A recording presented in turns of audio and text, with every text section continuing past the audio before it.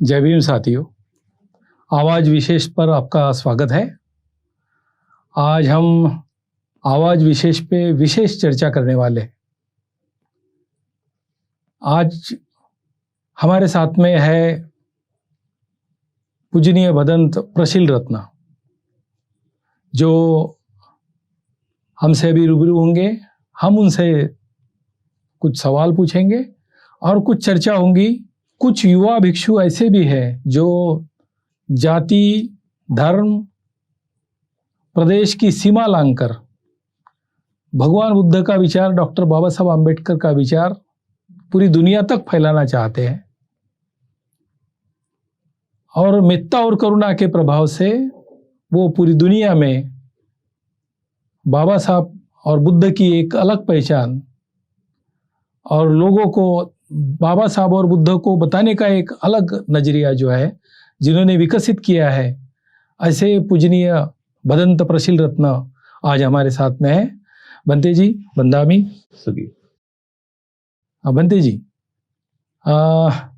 मैंने सुना है ऐसा कि आप नागपुर में अभी विशेष कारण से आए हैं। वैसे तो आप नागपुर के हैं, लेकिन आप भी नागपुर में विशेष कारण से आए हैं और आने वाले कुछ समय में आप मुंबई में, मैंने तो सुना हूँ कि भाई हो सके तो होटल ताज में या दूसरे कोई अच्छी जगह पे इंटरनेशनल बुद्धिस्ट कॉन्फ्रेंस लेने वाले हैं।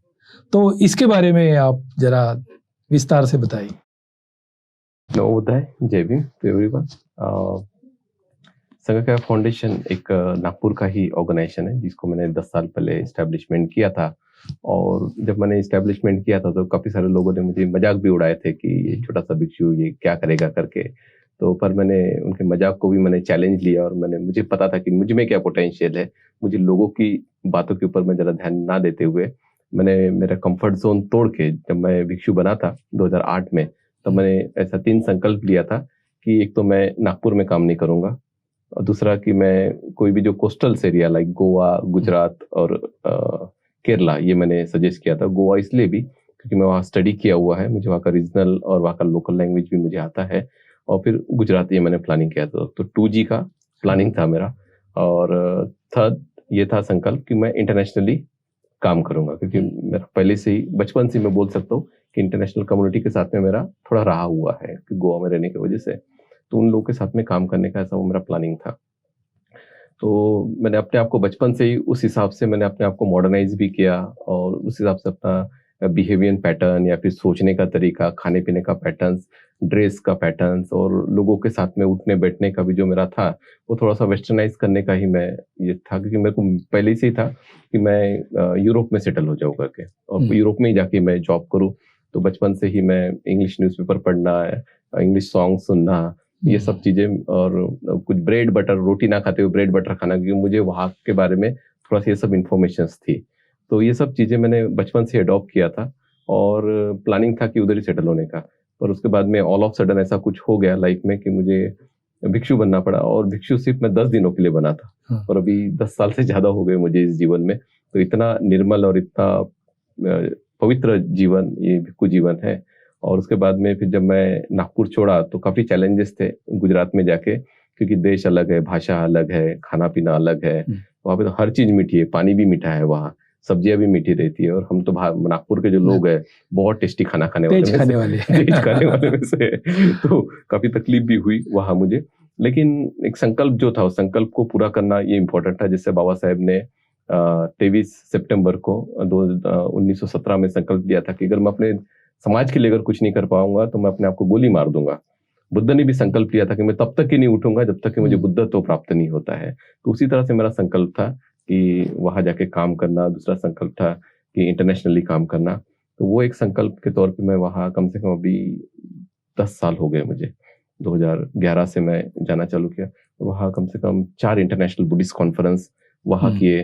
काफी सारे लोगों को बहुत मोटिवेशंस मिला हुआ है। काफी सारे लोगों ने बुद्धिज्म भी उसके थ्रू एक्सेप्ट की, क्योंकि उनको वे ऑफ लिविंग बहुत अच्छा लगा। क्योंकि जिसमें पहले वो थे, अभी किसी भी धर्म में हो तो उसमें कहीं ना कहीं उनको दिक्कतें आती थी। कुछ ना कुछ उनको स्पिरिचुअल डेवलपमेंट भी नहीं होता था, उनको सोशल डेवलपमेंट नहीं, इकोनॉमिकल डेवलपमेंट नहीं। पर जब मैंने बुद्धिस्ट कॉन्फ्रेंस एक ऑर्गेनाइज किया, जब उनको पता चला कि नहीं, हमारे साथ में हमारे ही समाज के लोग नहीं तो विश्व के लोग हमारे साथ में जुड़े हुए, तो उनको कहीं ना कहीं मोटिवेशन और कहीं ना कहीं पॉजिटिव एनर्जी मिली, और उसकी वजह से वो बहुत सारे लोग बुद्धिज्म की तरफ अट्रैक्ट भी हुए। उसके बाद में सेकंड इंटरनेशनल कॉन्फ्रेंस भी गुजरात में ही किए, उसमें तो कम से कम 350 इंटरनेशनल डेलीगेशंस थे। उसी समय 2-3 दिन पहले कॉन्फ्रेंस के प्रधानमंत्री आए थे हमारे जापान के, उनका भी मुझे वेलकम करने का मुझे मौका मिला। और जिस हॉल में उन्होंने बैठ के जो करार किया था, उसी हॉल में मैंने एक इंटरनेशनल कॉन्फ्रेंस ऑर्गेनाइज की, जो कि one of the best hall माना जाता है इंडिया का। और उसके बाद में थर्ड इंटरनेशनल कॉन्फ्रेंस हमने बड़ौदा में बड़ौदा यूनिवर्सिटी के साथ में मिलकर किया। चौथा इंटरनेशनल कॉन्फ्रेंस आप खुद थे कि मैंने गुजरात यूनिवर्सिटी अहमदाबाद में किए थे। और अभी 5वां ये इंटरनेशनल कॉन्फ्रेंस है जो मुंबई में ऑर्गेनाइज कर रहे हैं। और इसका इंटेंशन ये रहता है कि हम लोग जो भगवान बुद्ध की जो शिक्षा है, जो भगवान बुद्ध ने हमें सुख, शांति, ये सब जो हमें दिया हुआ है, उसको हम लोग डिस्कस करें, उसको हम लोग आइडियाज एक्सचेंज करें। और मेरा गुजरात में ये भी एक प्लानिंग था कि साल में हम लोग सेंट्रलाइज वे से हम लोग एक प्रोग्राम करें, और सारे जो बुद्धिस्ट जो लोग हैं या फिर जो इस वैल्यूज को जो मानते हैं उनको एकत्रित करें। ये मेरा मेन इंटेंशन था। तो उसमें मुस्लिम, क्रिश्चियन, जैन सभी लोग आते हैं। इवन इस कॉन्फ्रेंस में भी Haji Ali Dargah, Mahim church, archdiocese of bishop, उसके बाद में जैन कम्युनिटी, सिख कम्युनिटी, पारसीस सब जुड़े हुए हैं इस कॉन्फ्रेंस के लिए भी। सो मैं ट्रस्ट जुड़ा हुआ है। उसके बाद में भीमराव अम्बेडकर जी वो भी ऑन बोर्ड है इस काम के लिए। तो ऐसा कोई भी नहीं बोल रहा है। तो और ये कॉन्फ्रेंस भी काफी इंटरनेशनली होने वाला है।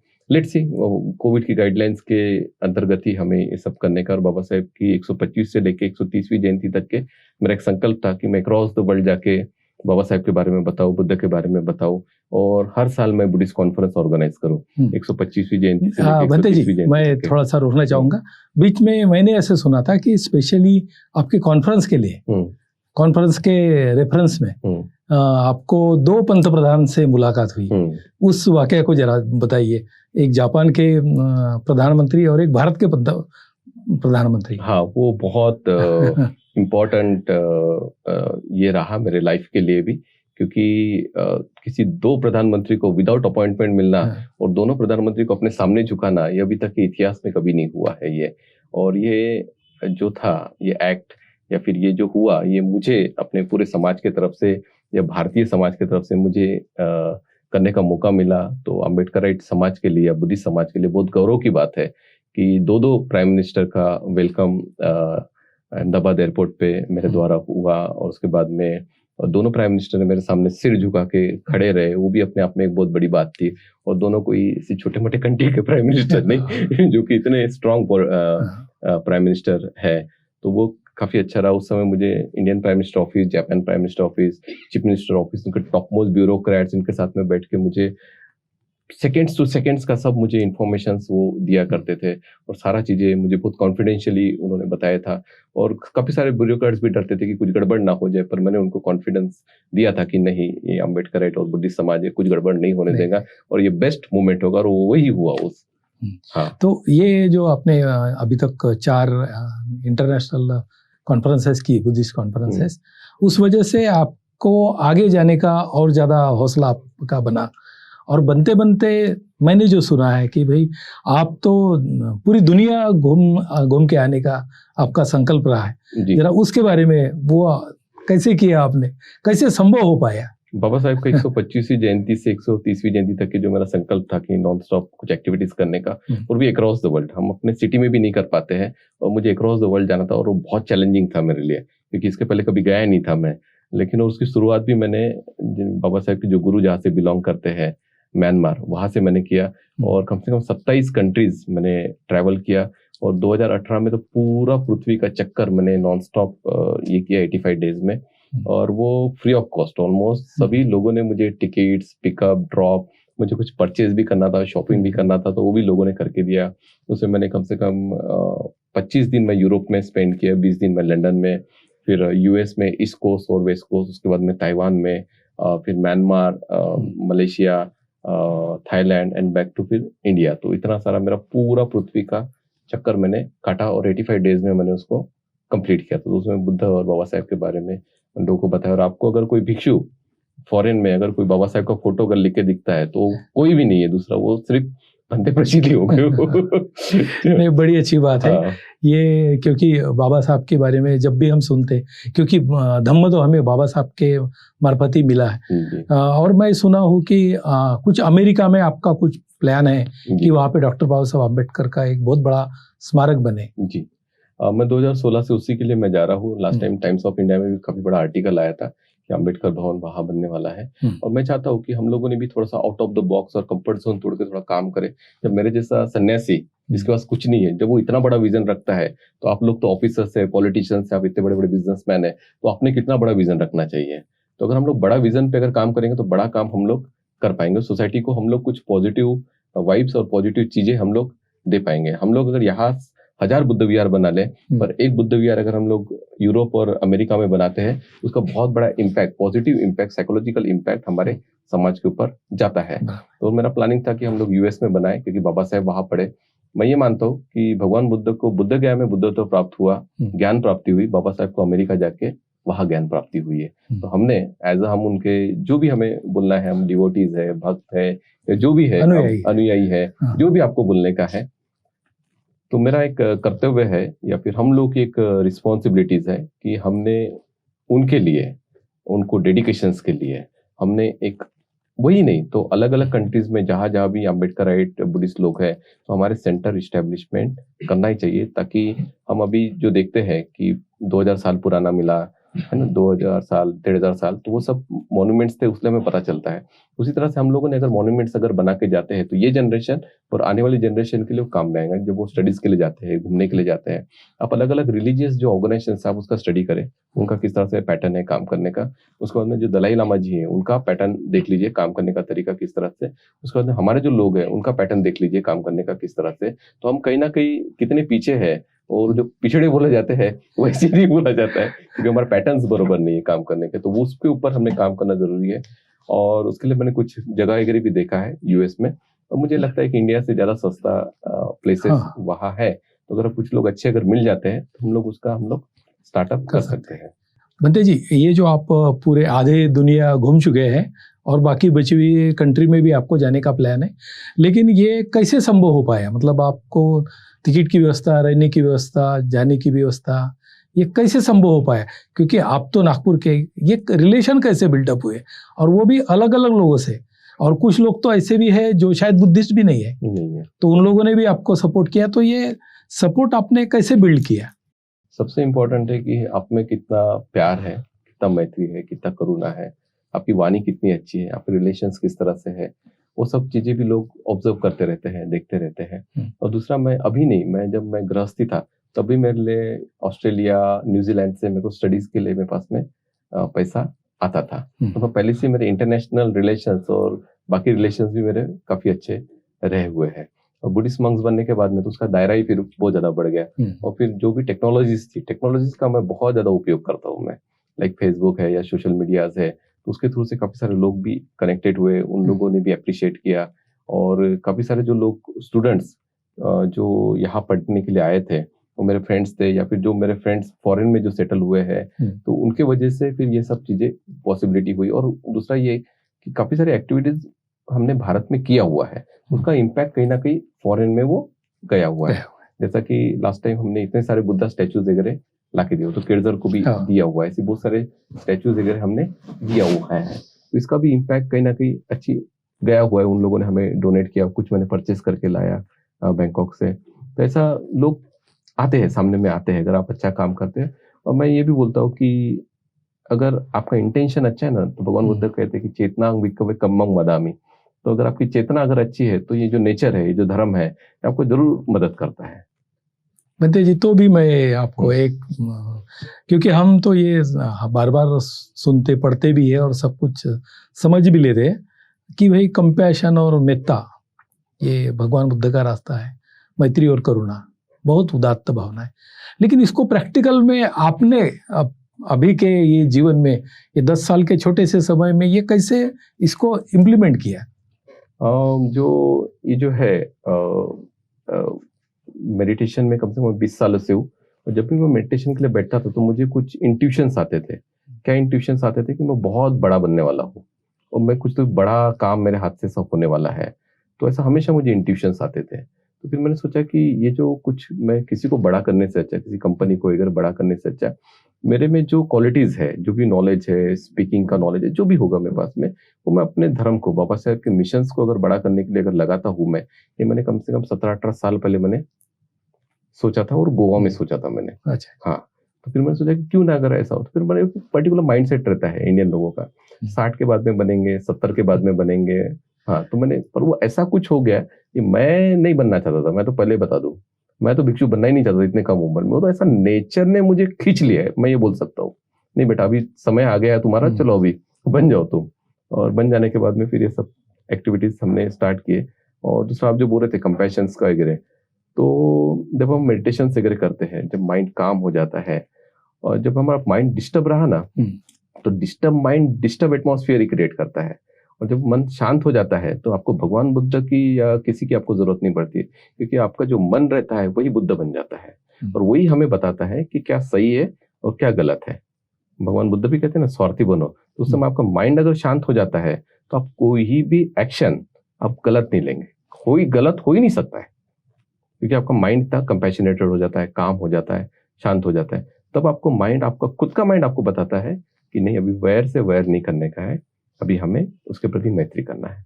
और जहां मैत्री बढ़ना चालू हो जाती है, तो वहां पे करुणा ऑटोमेटिकली बढ़ना चालू हो जाती है। जहाँ पे मैत्री और करुणा दोनों अगर जुड़ जाते हैं, तो फिर मन ऑटोमेटिकली शांत होना चालू हो जाता है। बनते जी, ये ज्यादातर जितने भी कॉन्फ्रेंसेस हुई, अपने वहाँ पे जो रूलिंग जो है, जो भी लोग सत्ता में है, वो स्टेट में या सेंट्रल में, जिसकी वहाँ पे जरूरत है, जिनकी वहाँ पे उपयोगिता होंगी, ऐसे सब लोगों को आपने रिलेशन बनाए। और इतना ही नहीं, सभी धर्म के लोगों के, मैं खुद देखता हूँ कि आपको सब धर्म के जो प्रमुख लोग हैं पूरी दुनिया के, उनसे आपके बहुत अच्छे रिलेशन हैं। बुद्ध धर्म के भी अलग अलग देशों में जो बड़े बड़े मॉन्क्स हैं, उनसे भी आपके बहुत अच्छे रिलेशन हैं। ये रिलेशन जो ये मजबूत हो पाए, तो ये कैसे संभव हुआ है? ये मैंने बोला कि मैत्री अपने आप में बहुत बड़ी विस्तारीकरण है। जितना आप मैत्री करेंगे, तो मैं तो ये गारंटी देता हूँ, आपका अगर कितना बड़ा दुश्मन भी क्यों ना हो, वो भी आपका दोस्त बन जाएगा। उसमें जो, हाँ मतलब ठीक है, मन की भावना और ये, लेकिन हेजिटेशन तो होता है कि भाई ये मेरी जात का नहीं, ये मेरे धर्म का नहीं, ये मेरे संप्रदाय का नहीं, ये जय भीम वाला नहीं, ये उसमें। और हमारे में जो हमने एक लकीर बनाई है, इस लकीर को पार करना, हाँ, इट्स कॉल्ड इन्फेरिटी कॉम्प्लेक्स। तो हर एक इंसान को अपने कुएं में रहना पसंद है, उनको लगता है कि यही सही है करके। लेकिन और हम भी ऐसा सोचते कि वो क्या बोलेगा, ये क्या बोलेगा, और हम कहीं ना कहीं वो आइडियाज एक्सचेंज नहीं करते, बातचीत नहीं करते। हम लोग ये सोचते कि अरे वो ये धर्म का है, हम लोग जाएंगे तो क्या बोलेगा वो, तो हम वो भी सोचते हैं ये धर्म के है, क्या है क्या नहीं, कैसा नहीं। लेकिन सभी धर्मों की जो बेसिक जो है फंडामेंटल, वो है मैत्री फैलाना, प्यार फैलाना, मोहब्बत फैलाना, भाईचारा रखना, सदाचार रखना, यही है। और जब हम उनके पास में जाते हैं, मैं तो ये भी देखा कि चलते हुए इंसान को भी मैंने बोला कि मुझे ये ह्यूमैनिस्टिक काम करने का, तो उन्होंने मुझे डायरेक्ट नंबर दिए थे, बोले बंदे जी आप कभी भी कॉन्टेक्ट करो। तो मैं किसी भी टेम्पल में जाता हूँ, कहीं भी, तो कोई मुझे ना नहीं बोलता है, क्योंकि हमारा अप्रोच है बुद्धिज्म का नहीं, हमारा अप्रोच है कि जो ह्यूमैनिस्टिक जो अप्रोच है कि वो हमें, हाँ, लव, कंपैशन, ब्रदरहुड, तो कॉन्स्टिट्यूशन को सेव करने का है, वही है। तो कौन इंसान नहीं चाहेगा कि ऐसा सब चीजें ना हो करके, नोबडी डिनाइज। मतलब बुद्ध धर्म है, मानव धर्म है, और एक्चुअली ह्यूमन बीइंग जो है वो उसका सेंटर है एक्चुअली। तो इस वजह से, और उस अप्रोच से यदि हम जाते हैं तो हमें दिक्कतें नहीं आती एक्चुअली। तो बनते जी, अभी आने वाले दिसंबर के फर्स्ट है सेकंड वीक में आप जो सोच रहे हैं यहाँ पे बहुत बड़ा कन्वेंशन लेने का, तो इसमें इसका दायरा कैसा रहेगा? कौन कौन लोग आएंगे इसमें, किन लोगों को बुलाएंगे? और अभी तक जो है, क्योंकि जनरली इंटरनेशनल कॉन्फ्रेंस हो गई, तो ये एक उत्सव भाई, ये ठीक एक थोड़ा सा फेस्टिव मूड में आ गए, कुछ लोग जमा इकट्ठा हो गए और रैली ये वो हो गया और चले गए। इसका आउटपुट भी क्या आता है, और फिर इसका एग्जैक्ट स्थिति क्या रहने वाली है? बराबर। देखो कि अभी तो पेंडेमिक की वजह से काफी ऐसे कुछ एक्टिविटीज भी हमारी नहीं हुई है। और जब मैं कॉन्फ्रेंस तो इससे नहीं कहूंगा, पर मैं ये बोलूंगा कि सब पॉजिटिव एनर्जी एक जगह आती है, और जब पॉजिटिव एनर्जी एक जगह आती है, तो कुछ ना कुछ पॉजिटिव किसी ना किसी के लाइफ में होता ही है। अगर एक पर्सन के लाइफ में भी अगर चेंज आता है, तो it is very big change. और मैं भी उसमें से ही एक हुआ हूँ ऐसी सब चीजें देख के, उत्सव करके। तो हमें ये कल्चर है हमारा। If you lost our culture so we will become a vulture, है ना? अच्छा, हाँ, तो हमें अपना जो कल्चर है, रिपीट बनते जी, हाँ कल्चर लेस हाँ, वल्चर। हाँ, हाँ, if you loss our culture so will become a vulture. Vulture मतलब गिद्ध जो माँ से अगर नोचता है। What is our culture?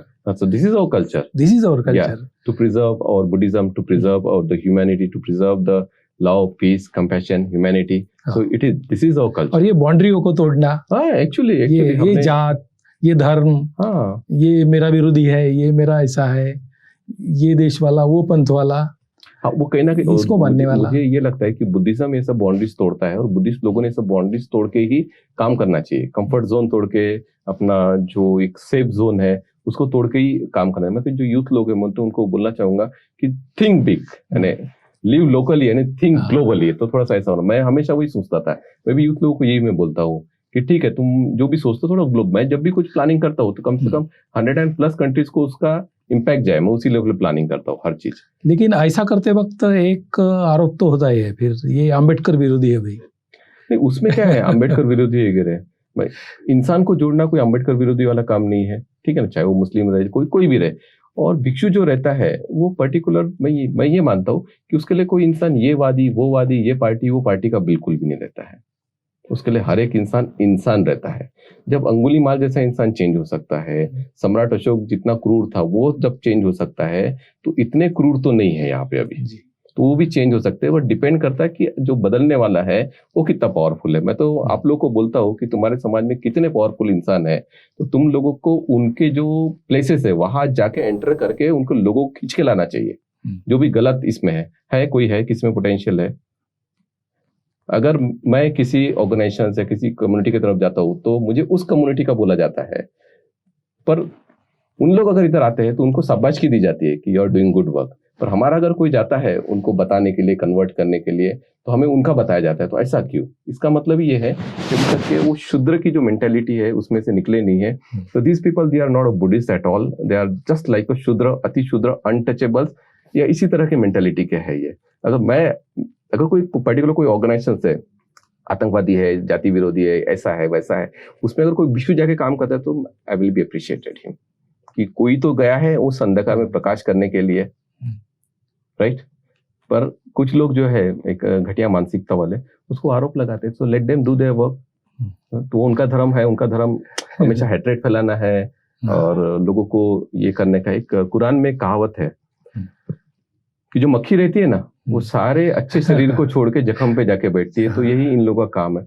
Buddhist नहीं है ना, देखो बुद्धिस्ट बोलना, लेबल लगाना वो अलग बात है, और दिल से प्रैक्टिस करना वो अलग बात है। जो दिल से प्रैक्टिस करता है ना वो बिल्कुल भी नहीं बोलेगा ऐसा, वो ही नेवर से। भगवान बुद्ध ने क्या बोला है, किसी इंसान के बारे में स्टेटमेंट पास करने के पहले कम से कम 5 साल उसके साथ में रहो। रहते आप? पीएस ने मुझे बोला, मैंने उसको बोल दिया, उसने उसको बोल दिया, तो this is not a way of Buddhist life. ये कुछ तो भी आप शूद्र का काम कर रहे, बुद्धिस्ट वे ऑफ लाइफ। और मैं ये देखता हूँ समाज में कि जितने भी लोग बुद्ध विहार चला रहे, ये चला रहे, इंस्टीट्यूशन चला रहे हैं, उनको बुद्धिज्म का बिल्कुल नॉलेज नहीं है, और वे ऑफ प्रैक्टिस में तो बिल्कुल भी नहीं है। उसका कुछ 0.1% 2% होगा, त्रिशरण पंचशील लेते होंगे, थोड़ा कुछ दान देते होंगे भिक्षु को बुला के वगैरह। पर जो भिक्षु बताता है, जो भगवान बुद्ध ने जो उनको बताया है, उसको इम्प्लीमेंटेशन वो बिल्कुल भी नहीं करते हैं। उसलिए कहीं ना कहीं हम संकुचित मानसिकता में जुड़े हुए, उसलिए हमारे साथ में दूसरा समाज नागपुर में नहीं जुड़ रहा है। क्यों नहीं जुड़ रहा हुआ है? तुम इतने सारे लोग हो, तुमने कितने मंदिरों को बुद्धिस्ट मंदिर में कन्वर्ट करके बताया, मुझे बताइए। बहुत बड़ा चैलेंज है तुम लोगों के लिए। तुम्हारे जो लोग हैं वो क्रिश्चियनिटी में जा रहे हैं, तुम्हारे लोग अलग अलग मंदिर में जा रहे हैं, वो अलग अलग क्या मस्जिद वगैरह इसमें वो जा रहे हैं। तो कहीं ना कहीं हम लोगों में कमी है, तो उसको कमी दूर करना बहुत जरा जरूरी है, मैं ये मानता हूँ। ये हमें हमारा दायरा बढ़ाना पड़ेगा, और थोड़ा सा मन का थोड़ा सा विकास करना पड़ेगा, मन का भी विकास करना पड़ेगा। और दूसरा खास करके स्पिरिचुअल जो लोग हैं वो ज्यादा डेवलप करना बहुत ज्यादा जरूरी है। जितने ज्यादा स्पिरिचुअल, ये पर्टिकुलरली भिक्षु जो होता है, जो पूरे समय जो धम्म का प्रचार और प्रसार करता है, वो भी यदि स्पिरिचुअलिटी में है, क्योंकि पढ़ तो लिया, सारी गाथाएं मालूम है, सब कुछ मालूम है, उसका मीनिंग भी मालूम है, लेकिन उसमें स्पिरिचुअलिटी नहीं है। वो यदि उसमें कंपैशन नहीं है, यदि उसमें मेत्ता भावना नहीं है, तो फिर वो भी आगे हमारे काम का नहीं रहेगा। एक्चुअली मैं ये बोलता हूँ कि तुम्हारे में कुछ तो अलग होना चाहिए। आगे वालों को लगना चाहिए कि नहीं, इसमें कुछ तो बात है जो मुझ में नहीं है। जस्ट लाइक आप कभी चर्च में जाइए या क्रिश्चियन कम्युनिटी में जाइए तो आपको कुछ अलग एनर्जी फील होंगी उन लोगों के पास से, कि आपको खुद लगेगा कि नहीं कुछ तो बात है इन लोगों में, उनकी बात करने का तरीका, ड्रेस सेंस, क्लीननेस, प्रेइंग का तरीका, तो ऐसा कुछ तो भी अलग लगेगा आपको। तो वो जो अलग जो चीज है जो आगे वाले को अट्रैक्ट करती है, वो चीज आपको लोगों को देना पड़ेगा। तो पर्टिकुलरली हमारे यहाँ पे युवा जो है, क्योंकि अभी ये जो फर्स्ट जनरेशन है वो तो संघर्ष में गई है, उनके बहुत सारे प्रॉब्लम्स भी थे, सोशल प्रॉब्लम थे, कुछ रिलीजियस प्रॉब्लम थे, कुछ रिजर्वेशन के प्रॉब्लम्स थे, अन्य अत्याचार के मुद्दे थे। तो इसमें बहुत सारा संघर्ष पहली पीढ़ी ने किया, बुद्ध विहार बांधने का, और इसको जो है मतलब जो भी बनाया है उसको टिकाने का काम तो था। लेकिन अभी जो जनरेशन है, ये जनरेशन आपकी जैसी सोच रखती है, उसको और आगे बढ़ने का मतलब सोचती है वो, क्योंकि उनको कभी कभी लगता है, मेरा एक दोस्त कल ही बता रहा था कि मैं एक व्यक्ति का भाषण सुन रहा था और मुझे बड़ी ये हो रही थी कि यार ये अभी भी जाति की बात बोलते हैं, अभी भी बस एक ही जाति की, मतलब पर्टिकुलरली जो हम 56 के पहले थे बस उसी जाति के बारे में या उसी के आगे पीछे या उसी को मद्देनजर रखते हुए सारी बातें बोली। तो बोले ये कैसा गलत हो सकता है, सही, ये गलत है, ऐसा नहीं होना चाहिए। तो ये पर्टिकुलरली ये युवा जो है, युवा अभी नई सोच रख रहे हैं, बरोबर। तो आप युवाओं को क्या संदेश देना चाहेंगे? मैं खुद युवा हूँ और मैं चाहूंगा कि उनके लिए जो भगवान बुद्ध ने 4 ब्रह्म विहार जो हमें बताए हुए हैं उसका वो प्रैक्टिस करे। और बाबा साहेब ने जो 22 प्रतिज्ञा बताया उसमें का एक ही मैं बहुत ज्यादा प्रैक्टिस करता हूँ, it is called Karuna, compassion का। अगर आप प्रैक्टिस करते हो तो बाकी चीजों की प्रैक्टिस करने की आपको जरूरत नहीं है। और जो हमारे जो युवा लोग हैं तो उन्होंने थोड़ा सा कंफर्ट जोन तोड़ के और आउट ऑफ द बॉक्स जाके सोचना बहुत ज्यादा जरूरी है। तो उन लोगों का एक लिमिटेशंस है कि माँ बाप, रिजर्वेशन, गवर्नमेंट जॉब, बस इतना ही उनका सर्कल है, नागपुर ही उनका सर्कल है या फिर वर्धा उनका सर्कल है। ऐसा नहीं होना चाहिए। अभी कैसा है कि मैं देखता हूँ, जब मैं गोवा में था, 15 साल की लड़की, 14 साल की लड़की वो यूएस से आके पूरा देश घूम के जाती है। क्या हमारे बच्चे लोग जा सकते हैं? नहीं जा सकते हैं। तो मैं इवन मेरे जो फैमिली की भी जो लड़कियां हैं उनको मैं बोलता हूँ तुम सोलो ट्रिप पे जाओ, अकेले घूमने के लिए, अकेले जाओ। सोलो मतलब अकेले, अकेले घूमने के लिए जाओ। उसी वजह उनका डेयरिंग बढ़ता है और जो है वो बहुत सारी चीजें उनको एक्सप्लोर भी हो जाती है। मैं उनको बोलता हूँ कि जॉब करने के पहले, शादी करने के पहले पूरा इंडिया घूम लो, पैसा है एशिया घूम लो, और पैसा है यूरोप और अमेरिका भी देख लो, मतलब बाद में तुमको समय नहीं मिलेगा। तो जितना ज्यादा आप ट्रैवलिंग करेंगे, travelling is the best education, और जितना ज्यादा आप ट्रैवलिंग करेंगे, लोगों से मिलते हैं आप, और उससे हमें बहुत सारी चीजें इनपुट होती है। और दूसरा एक मैं युवा को ये भी बोलना चाहूंगा कि अगर उनके पास में समय है तो सालाना शेड्यूल बना ले, कौन से मंथ में क्या करने का। जब उनके पास में फ्री समय है तो उस फ्री समय में they should spend their time in Goa, they should spend their time in Leh Ladakh और जो मनाली है, वहां जहाँ इंटरनेशनल लोग आते हैं और वहां कहीं जॉब करके उनके साथ में रिलेशंस मेंटेन करें।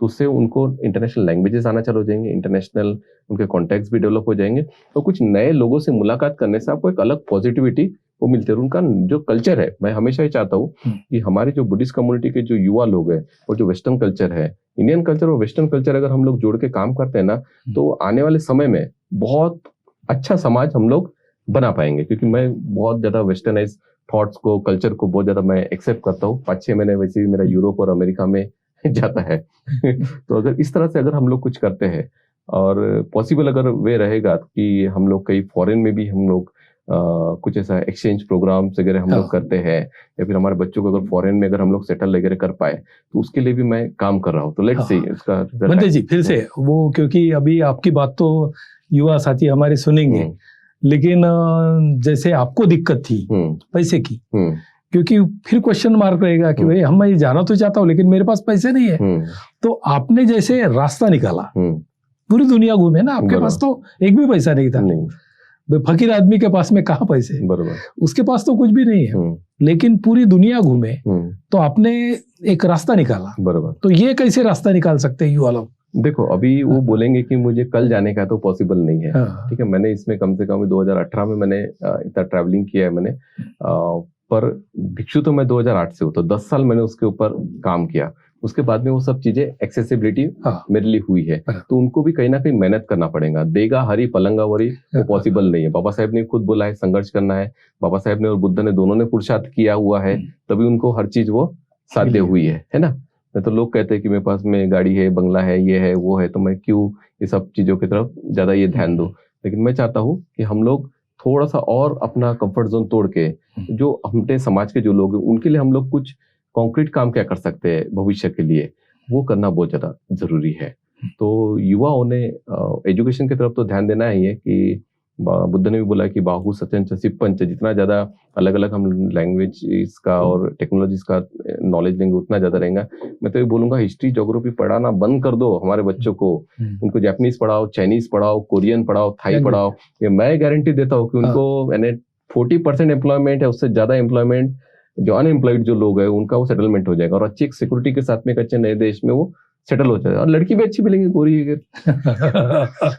एक पीढ़ी तैयार होगी, एक जनरेशन नई तैयार होगी, क्योंकि हम तो अभी झुग्गी झोपड़ी से तैयार हुए लोग हैं, तो यहाँ कहानी बदलेगी ना ऑब्वियसली। और कुछ ना कुछ नया होना चाहिए ना समाज में, वही रूटीन चल रहा है, वही रूटीन चल रहा है, कुछ नया ऐसा कुछ भी नहीं है। चपरासी बाबू, ग्राम सेवक, तलाठी, हमारे भी लोग जाना चाहिए फॉरेन में, MP बनना चाहिए, मिनिस्टर बनना चाहिए, बिजनेसमैन बनना चाहिए। और बाबा साहेब ने हमें गंगा, यमुना और वैष्णो देवी से कनेक्ट नहीं किया है, हमें जापान से कनेक्ट किया है, हमें कोरिया से कनेक्ट किया है, ताइवान से कनेक्ट किया है। तो ये सोर्सेस को हम लोग किस तरह से करें, तो इसलिए मैं एक इंटरनेशनल जो बिजनेस कम्युनिटी उनके साथ में जुड़ा हुआ हूँ, और इन फ्यूचर शायद कुछ हो सकता है उसके ऊपर। बीच में आपने काफी प्रयास किए थे, आपने एक मिड भी करने की कोशिश की, मैं उसके ऊपर काम कर रहा हूँ। काम कर रहे थे। तो अभी भी काम कर रहा हूँ, तो लेट्स सी कुछ नया इनपुट हम लोग दे सकते हैं। मेरे जो गुरुजी थे वो म्यांमार से थे, जो महायाना के थे, चाइनीज थे।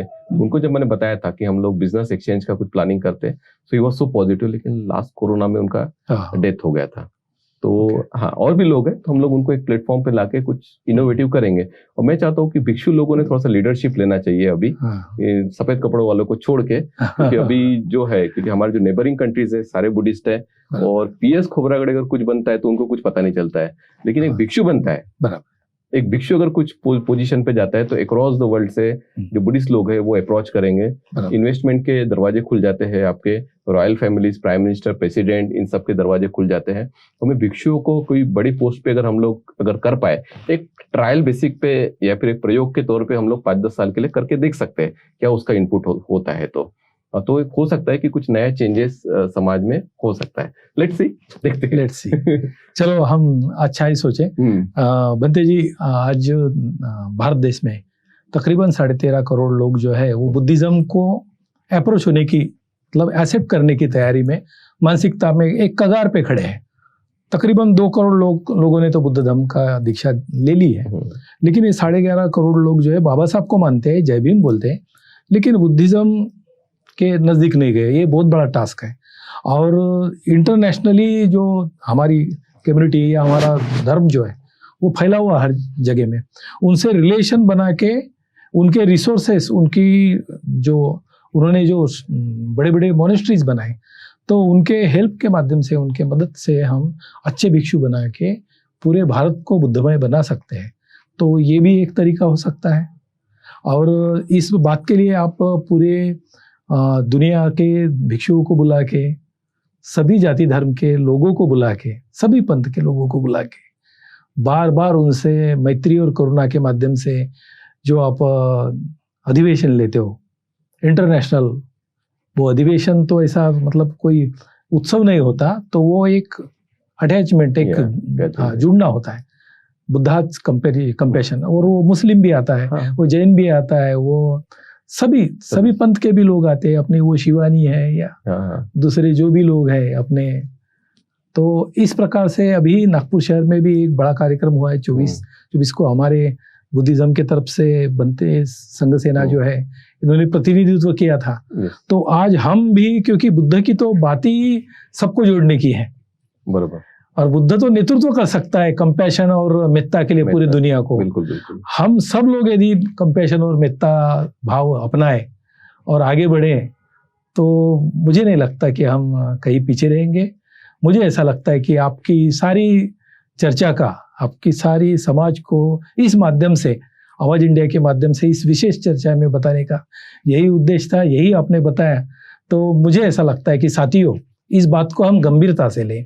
पूजनीय भंते जी ने सिर्फ 10 सालों में पूरी दुनिया में मित्रता और करुणा के माध्यम से बुद्ध धर्म को फैलाने का और फ्रेटर्निटी तैयार करने का काम किया, और लोग जुड़ने को तैयार है, लोग नजदीक आने को तैयार है। सिर्फ पहल कौन करेगा? क्या आप पहल करोगे? इसी आशा के साथ हम यही रुक जाते हैं। इस चर्चा में शामिल हुए पूज्यनीय भदंत प्रशल जी, फिर से एक बार आपको नमन करते हुए इस चर्चा को हम यही रोकते हैं। धन्यवाद। जय भीम।